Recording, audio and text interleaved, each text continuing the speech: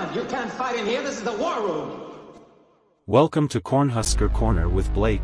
Everyone in this room is now dumber for having listened to it. I award you no points, and may God have mercy on your soul. I'm Brooks.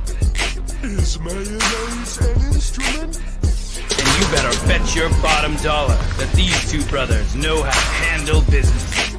Here's a hand up to Thunder, who gives it back to Mike Stokes. He's going to throw it. He's got a man out. Yeah! 40. It is very close. 15, 10, 5. All right, welcome to Cornhusker Corner, where there's no place like this podcast. As always, we're your host Blake, my brother Brooks. As always, thank you for liking the video. Please subscribe to the channel. Follow us on X, @CHusker_corner, Instagram, Cornhusker Corner. So some stuff to get into. Spring ball well underway. There's some media availability from some of the stuff. So some very much so. We were just chatting about like savior mentality. Yes, definitely going through the media a little bit. Yes. And hilarious. Some hilarious stuff, memes. but yeah, hilarious memes. Do you have that meme pulled up or no? You don't have that meme? I'll pull it up. Yeah. So if you've seen Dune, or if you know just vaguely about Dune, the savior in Dune is called Yesayan al-Gaib. Is that how you pronounce it? Yesayan. Yeah, something like that. And there's this one scene in Dune that's been making the memes around that Javier Bardem's character just like turns to the side real quick and goes, Yesayan al-Gaib. and just show the meme it's literally just like it's like a knife move. It's the smallest thing in the world. Yes. and hold on. He knifes. It's so funny. He just knifes. It's funny. He's using like a college wide receiver coaching term. Yeah. It's so funny. Dylan Raiola completes a 5-yard slant route in the spring game.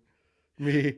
It's Javier Bardem. It's in other words, saying like it's the savior. You know what I mean? Like, yeah, it's the savior. I think Yasad al-Gaib translates to voice from an outer world, right? Isn't that the direct translation? Something like that. Yeah. But it's just even funnier when you consider just like the Dune, like the specifics of the Dune stuff, and then you apply it to the Husker situation. Husker memers are undefeated, man. Every time I open Twitter, there's something funny that they're tweeting out. But one of the things that's fueling those types of memes and that type of commentary is yesterday at practice, something sort of interesting happened that hasn't happened in a while, which is that the media is given access. And as we've talked about, most of the time that they're given access is to individual periods, which doesn't really tell you much. And they just try to spin a whole lot of stories out of it, and they have a hard time doing it. I notice. Yeah. But one thing yesterday was they came into practice and they were in a 2-minute drill period, team on team thud. So not to the ground, but as hard as you can be until it's to the ground, which gives you a decent look for sure. But they were seeing team period, and they mostly saw two offenses. One ran by Daniel Kalen and the other one ran by Dylan Raiola. And so there were lots of highlights and stuff released, lots of people's observations. An interesting day because I think, like as we've talked about, is Rule doesn't really do anything in this program by accident. Like things are intentional. And as SIP and some other members of the media recalled, it was like they were brought in, and then the guy who's in charge of the media was like, hey, hold on for a second. And then Rule sort of waved off that guy. I was like, no, let him in, let him see. And it's just sort of interesting that he gets brought in, and then not that Dylan Raiola looked bad. He looked fine. He was getting pressured a lot, and all things considered, they have different personnel surrounding them also. So that's another factor to consider. But I just think it's interesting that Rule intentionally let the media in to watch practice. And then Danny Kalen had a really good day. Yeah. I mean, I saw a couple of the highlights. They were impressive. Yeah. That's Danny Kalen, right? That's Kalen. Yeah, and that's a ball to the sideline. That's a dime. That's a corner route. That's a good pass. That's a dime. Look at this. I mean, good release too. That was the back corner of the end zone. Was that Lloyd or Nayor? That was Nayor. Nayor, yeah.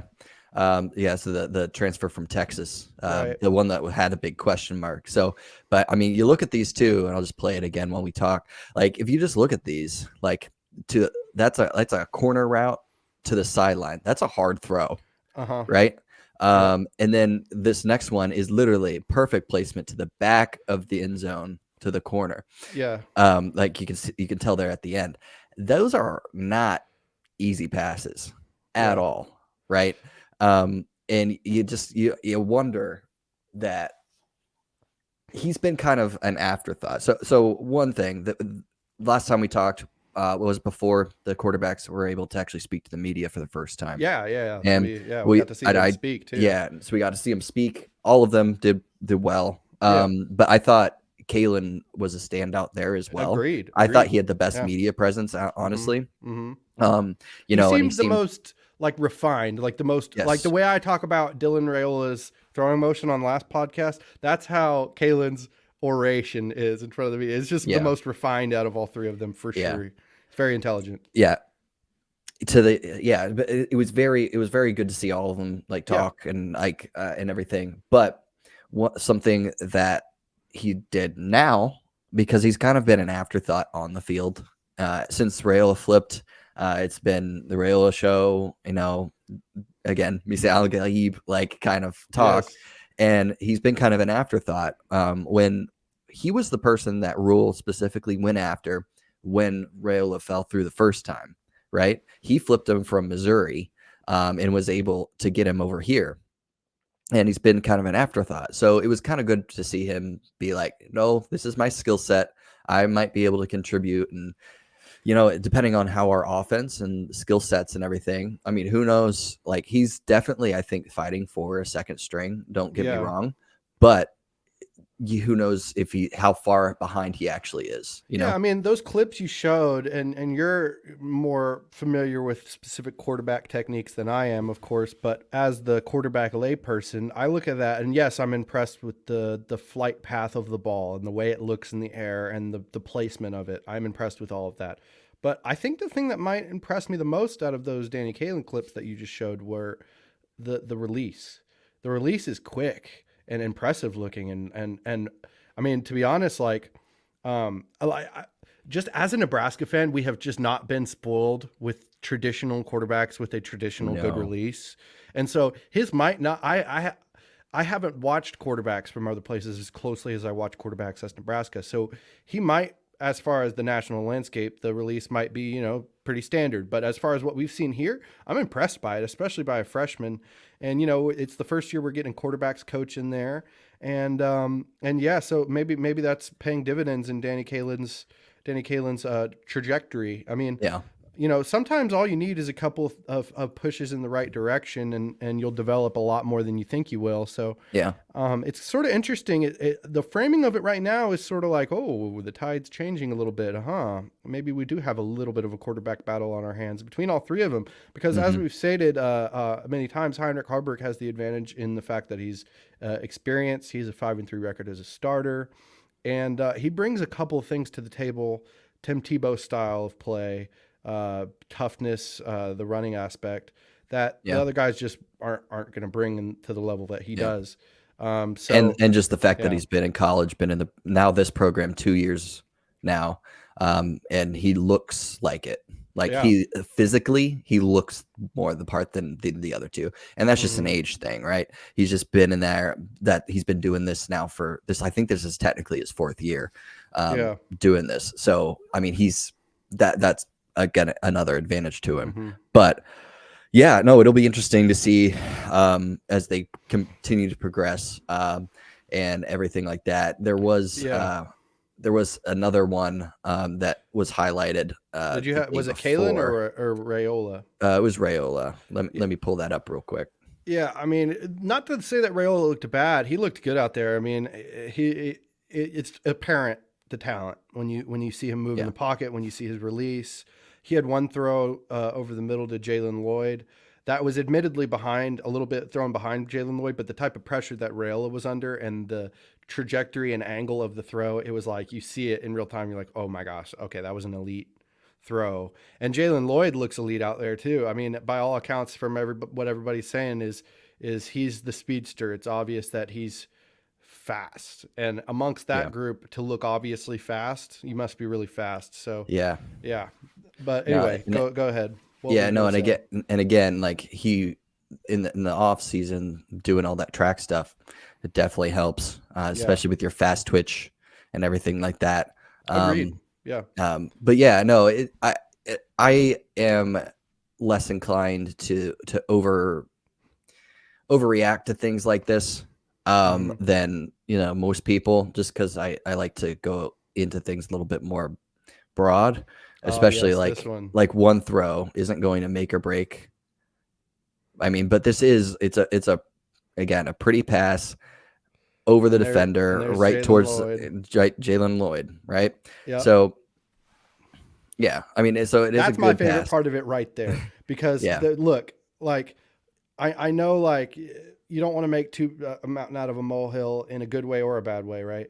But I love seeing a quarterback celebrate with his team, and I love seeing, especially a quarterback and receiver, like there's something about a joint celebration that shows that like we're putting in time off the field to create chemistry, having that relationship for sure. Yeah. And I think one of the more we talked about the quarterbacks interviews, but all of them had their impressive moments. I think maybe the most impressive moment of Dylan Raiola's interview was he was asked about a comment rule made about Dylan showing up at 6 a.m. to get extra throwing in with his receivers.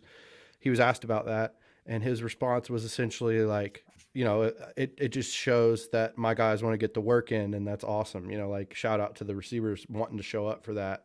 And so I know it's a little thing, but you're just deflecting to your teammates, which is perfect. Yeah. You when you're quarterback, you deflect and your teammates get the praise. That's how it works. Like all the best pitchers that people love, to emulate, they give shout out to their field, right? And same thing with the quarterback. You give shout out to your O-line and to your team. So there was not just that, like most of what he talked about really was trying to create chemistry with the guys on the field and on the team. And that's kind of what he said was his focus, which is definitely a leader thing to do.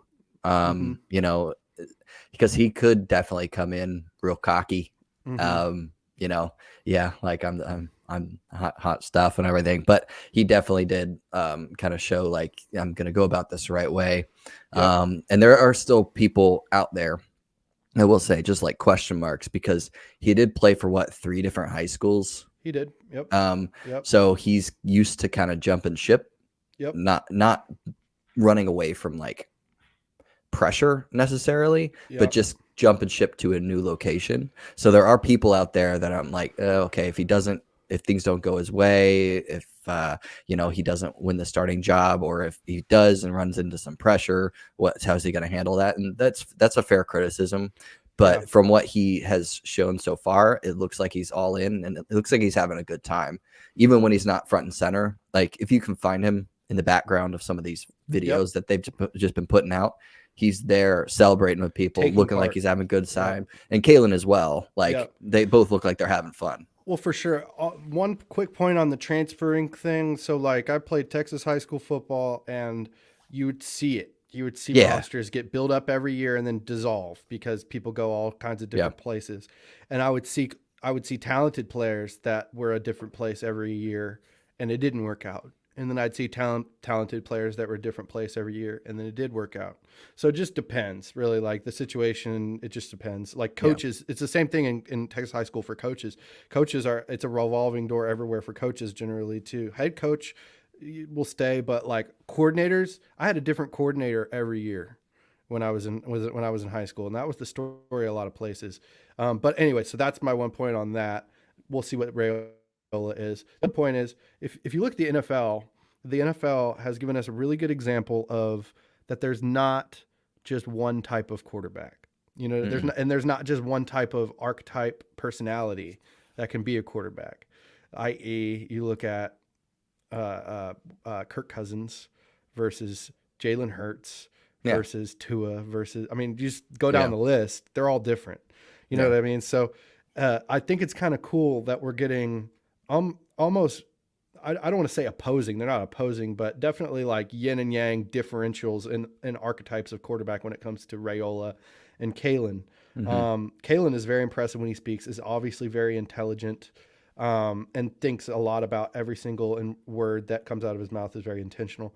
And then Raiola is a little bit more relaxed, I'd say. I'd say impressive in his own right, but not necessarily it's not necessarily like, whoa, this dude could also be an astrophysicist either. You know what I mean? Like with Kalen, you're like, this dude could do anything he wants. He could be an engineer. Sure. But anyway, yeah. But it's also going to be fascinating to watch it play out for sure. Yeah, and he also doesn't come off as smug like No, he definitely could. not. Like Caleb Williams. Yes. Caleb Williams always came off as smug, Yep, even when agreed. he had just got his first win. Right, came in for Rattler and did the post game, and he was smug. Yep. That's just who he is. And I think he's going to be a bust in the NFL. I just do. But was the 2021 Oklahoma quarterback room the most smug quarterback room of all time? between Rattler and Caleb Williams. Oh. yeah. We're getting maybe a little old to start criticizing college kids this way, but they're also getting paid. So and they're very public. So yes, it was the most smug quarterback room of all time, I'll say, without a doubt. But yeah, no, but he didn't have that air about him. This is just what I was. 100%, and he easily could. He's the 5-star rent-a-car guy coming into a program that's been struggling, so he could easily have an aura of like, I'm coming to save the day, an aura of I'm the chosen one. Yes, I'll guide you. But he doesn't. That's the most encouraging thing to me about all of Raiola's media stuff so far has been he seems very down to earth, very relaxed. And I don't want to say like he even reminds me a little bit of Patrick Mahomes, but Patrick Mahomes is sort of like that too. He's he's never too high, never too low. He's very chill. He just says what's on his mind, and that's that, you know. Did you see that Scott Frost? Yes. Finally spoke. Yeah, and he made sure to give us as little cannon fodder as possible because he declined to talk about Nebraska at all, which at this stage makes some sense. Give it 10 more years before you talk about that in detail. Yeah. This was a short that I saw from the Heard That Sports. Is there any world in which Nebraska fans are rooting for the success of Scott Frost in his past Nebraska days? Post Nebraska days, because I saw a tweet. Days. Yeah, post Nebraska days. Because I saw a tweet yesterday. Yeah, someone saw a tweet where they said, "We wish Scott Frost nothing but the best. I hope he never wins a football game." They were seeing mixed opinions. So one of them said, basically, I'm gonna stop that. Basically, they said one of them was like, I mean, he could probably go down to the FCS level, and I think that's even a little too low. I think that's just not enough credit. And then one of them was like, I hope he never wins again. And I was just like, wow. I understand that it didn't work out here, and you know, so like from some stories like that, some things like he might just been over his head, but he's a legend in Nebraska football. Yeah, no doubt about it. Right? Agreed. It is hard to win here. It's hard. It just is. We're in a Big Ten. It's hard to win. It's hard to recruit if you're not the type of person that would come off the way that maybe Rule does. And just the way Scott was, I don't think he was as he wasn't as like Sunday Baptist pastor as some other coaches. He wasn't that type of coach, right? He wasn't the motivator. He tried to relate on a human level to people in a way that maybe wasn't as conducive to respect. Do you know what I mean? Yeah. And I think there were a lot more issues than just Scott Frost. And then he also was the coach through COVID. That had to set him back at least a year. I'm just thinking about all the circumstances. Like people talk about lightning in a bottle teams. Like people say 2019 LSU or like whatever. They'll say lightning in a bottle teams where they just all the right circumstances lined up. And with Scott Frost, it was almost the exact opposite of that. He caught, I don't know, maybe lukewarm air in a bottle, like whatever is the opposite of lightning in a bottle he caught. Because, like you said, lots of it was going to be an uphill battle for a coach of his style anyway. Yeah. coach of his style when it comes to relating to people on a person-to-person level, and a coach of his style when it came to scheme on the field. Both of those things were incompatible with the style of coach needed to coach at Nebraska and at the Big Ten. Yeah. You pile on top of that he fumbled the responsibility of special teams right off the bat. And we didn't have good special teams for years, the first 3 or 4 years under him, which did not help things. He actively lost us games. He invested his loyalty in a singular quarterback, which some people loved him, some people didn't. I thought there was some things to love there. There were some things to not like there. And then COVID hit. And for our particular circumstance at that time, and everybody dealt with it, but for us in particular, it was really bad because of all of the things that I just laid out there before. I remember the game when I felt like, oh no, this is going to turn bad. This is going to be like he's going to get fired situation. It was 2019, Colorado. When we were up. Second year. Yeah, second year. Because we were undefeated going into that game. It was the first time we were like 1-0 or 2-0 going into it, and was like, here we go.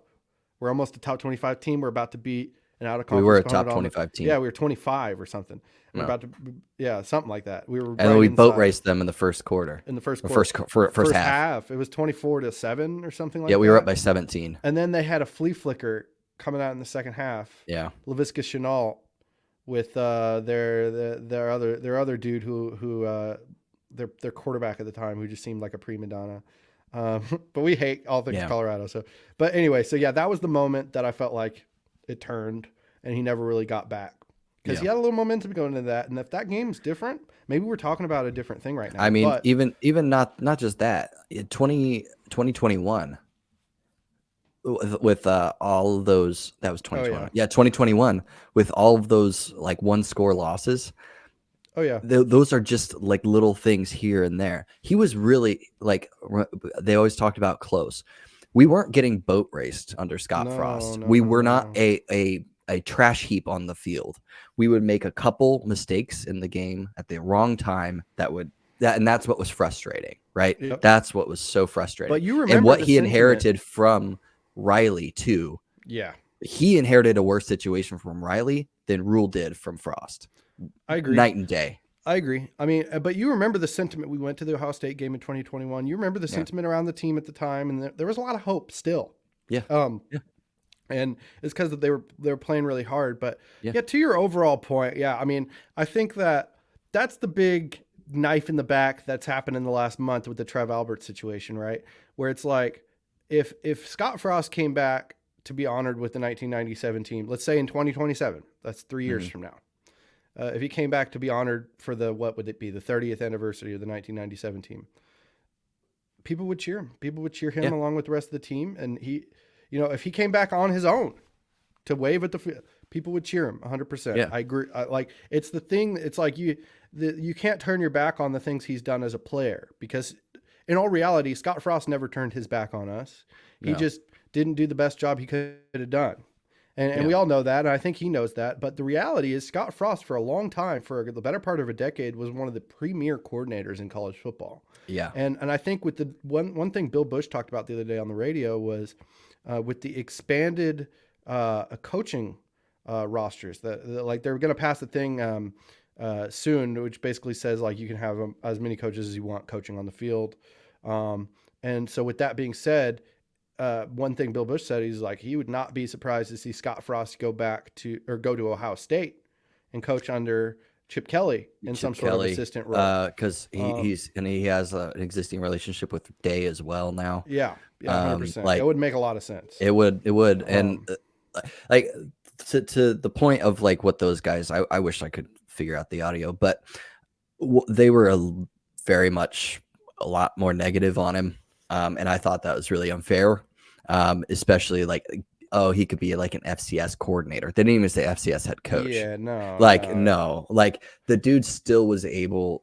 He still has a good football mind. He's gonna figure it out somewhere. Power 5 assistant coach. Easy. Yes. Yeah. Easy. Now he's gonna have to work his way up to get head coach again for sure. Yeah. But he could definitely be a quarterbacks coach, OC at a good school. No. Scott Frost, here's what's going to happen was if Scott Frost ever becomes a head coach at a Power 5 school ever again, it'll be this type of situation. It'll be he was a coordinator there. People liked him, but the team wasn't very good. And then the coach gets fired. He becomes interim, but they had 5 games left. Then they went out. And then it's like, well, Scott Frost was a head coach, blah, blah, blah, blah, blah. And then they hire him. And then boom, boom, boom from then on. And that might be like when he's in his mid to late 50s. That's the trajectory. And I'm just looking at other examples. It's like you usually don't come back. When you had a disastrous tenure, unfortunately, this is also the reality. When you had a disastrous tenure, 16-32, like Scott Frost had at Nebraska, it takes a while to really get that stink off of you. It just does. That's just how it works as a success-driven industry. But yeah, he's a D1 coordinator at a Power 5 level all day. D1 assistant, certainly. I think if I was a head coach and I had a coordinator opening and I was looking to run that style of offense, he's one of the first people I call. No doubt about it. But if I'm a coordinator and I need somebody as a quality control person or somebody helping with my quarterbacks or somebody helping with my receivers or whatever, he's also one of the first people I call. So if he wants back into coaching, there's going to be opportunities for him. I guarantee it. I mean, you look at Sark. Sark was a hell of a coach before all of his troubles, and he had a lot of success at Washington. But then he had DUI issues and trouble with alcohol and all the stuff, and that's the type of thing that can end your career as a coach. And then he goes to Saban School of Rehabilitation, and now he's at Texas. And like it or not, they're very, very good positioned in going into the new SEC. We'll see what they do, but as far as like on the upswing at the right time, they nailed it. Yeah, you know what I mean. So it's not like Oklahoma. No, Oklahoma. I'm worried about because here's the thing. Like I said this even at the OU game 2 years ago when we got crushed by them. Like there's rivalries that like you hate Colorado. We hate Colorado. Miami. We hate Miami. Like I personally don't like Notre Dame just because of college football and stuff. Texas. We hate Texas. But OU, like because of the history and stuff, you sort of have to have a little bit of side eye respect. You know what I mean? Where it's like, we play you, screw you guys, but like we want y'all to thrive at the very least. Like be over there, be thriving. And it's not looking good for the boys in Oklahoma, unfortunately. No. Lunchables does not have them in a good place. No, we've never had confidence in him on this show. I don't know what it is. But Oklahoma's on the downswing at the wrong time. Wrong time. Yeah. But anyway, anything else today? I wanted to there's a real quick spring ball discussion one more time. The receivers. I just think it's like becoming obvious to people who watch practice and to people who we saw this looking at the roster. I mean, Adrian Martinez had a revolving door of receivers the whole time he was quarterback here. We've really had a revolving door, and each given year we've only really had one or two guys who could be considered dudes that can play consistently. Well, this year it's looking like, well, holy crap, that class last year with Jalen Lloyd, Malachi Coleman, Jaden Doss, Bell, Demetrius Bell, all those guys, they're starting to develop and show themselves in practice. And then we got two of the best transfers that we could have gotten in the transfer portal for receiver in Nayer and Banks. And then you got our tight ends in Fedoni. Nelson's going to be added to that. Jalen Lloyd is supposedly I forgot about Carter Nelson forging his path. Yeah, like that's what I'm saying. Jalen Lloyd, real quick, you can't not mention him. He's supposedly forging his path. Was the only receiver in the Big Ten last year besides Marvin Harrison to have 3 touchdown catches over 50 yards. There's just a lot of, you look around and we talk about, and this is going to be an unfortunate side of the discussion, but we talk about like, the running back room's deep. There's a lot there. There's going to be some that are transfer. I'm looking at all these receivers. I'm like, I know there's a lot of homegrown guys, but like 1 or 2 of them is going to be like, there's a lot of people here. I mean, Corey Barney from Miami is supposedly really good too.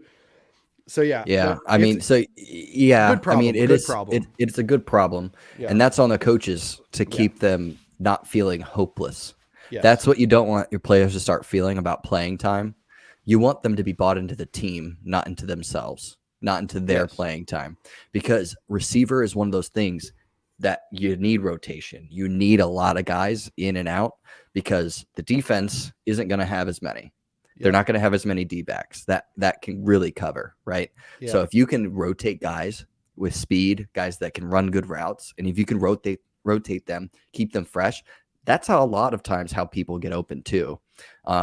Especially like in the NFL, they do that too, right? Yeah. So they, just trying to cycle them through, get them fresh legs will beat tired legs any day. So it is important to keep the attrition at a minimum. You mentioned the running back room. There has to be some level of attrition there. I mean, it's just so stacked, and that's even without Ramir Johnson and Gabe Irvin coming back. Yeah. Like there's a lot. Let's be honest, with the running back room, we say stacked, but like, let's be completely honest with ourselves. We have not had a real dude in that room for years. Yeah. So like, man, they got a tall task because we want to keep as many as possible to really see who really develops into what we need them to be. Is it Dowdell? Is it Irvin finally coming in? Is it going to be Ramir Johnson as just the utility tool guy that's reliable? I think that's ultimately what's going to be his role. Yeah, or Emmett Johnson that showed really good sparks, like being thrust into that role last year, right? For sure. I mean, he outran a proven commodity in Grant, and he way outplayed him, and he was way younger. Well, and give that O line another year to develop under Corey Campbell and under Donovan Raiola. I mean, it's just starting to look like, okay, maybe we'll have a run game to complement our newfound, competent quarterback play. Hopefully, so it's very interesting. And if you notice one thing about all this stuff we've talked about, it's all been pretty much offensive side of the ball. Which is like, because those are where all the questions are. Those are where all the questions are. Really, it is, but we have to be careful about that too, because I do think that our defense, just in general, is going to take a step back this year. We'll see. I'll give you an argument. Not from a talent perspective. Like from a talent perspective, just from a statistic perspective. Yeah, from a statistics perspective, they'll be fine. But from a scheme perspective, people have now had a year to see what Tony White has done with our defense. They'll have another year to prepare. There are very good teams and very good coaches within the Big Ten, especially with the new people coming in. It's not going to be as – I still think we're going to have a good defense, but I don't think it's going to be – and I hope I'm wrong. It's just a feeling I have that they're going to be found out a little bit more, and it won't be as stout. Let me give my devil's advocate argument as to why that sounds utterly incomprehensible and ridiculous. It's because it's because the biggest unspoken thing, but it's spoken at this point. It's a buzzword.